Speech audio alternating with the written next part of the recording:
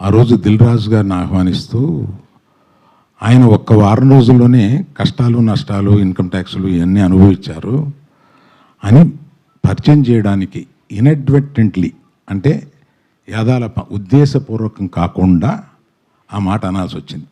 దానికి మెగా అభిమానులు చాలా ఫీల్ అయ్యి దాన్ని ట్రోల్ చేసి నన్ను ట్రోల్ చేసి చేశారు.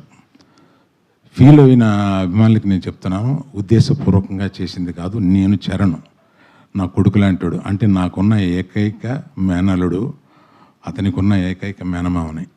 అందుకని ఎమోషనల్గా చెప్తున్నాను, ప్లీజ్ లీవ్ అస్ బిహైండ్. చరణ్కి నాకు ఉండే ఒక రిలేషన్షిప్ ఇస్ ఎక్సలెంట్ రిలేషన్షిప్లో ఉంటాం మేము. అందుకని please let us leave it alone. అది కేవలం పొరపాటున నేను దిల్ రాజు లైఫ్ చెప్పడానికి అది వాడి ఉండకూడదని అనిపించిన తర్వాత నాకు. Thank you for your understanding.